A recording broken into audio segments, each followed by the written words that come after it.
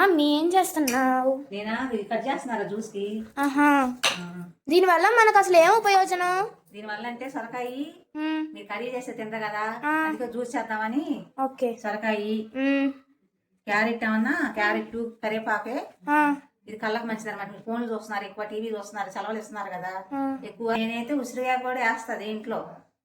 ఎందుకు అంటే కళ్ళకి జుట్టుకు మంచిది అనమాట. మరి టమాటా?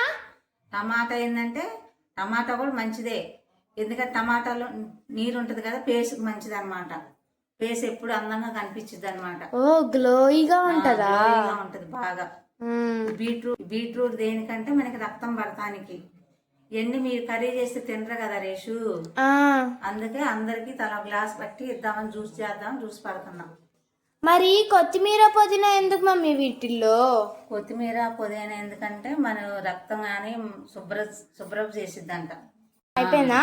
అయిపోయింది. తాగు కొంచెం. సరే, ఇటీ పట్టుకో. ఇంతే గాయస్, ఇంకా జ్యూస్ అయితే ఈడుంది జ్యూస్. దీని గురించి నేనైతే అబ్బా సూపర్ వావ్ అని చెప్పను.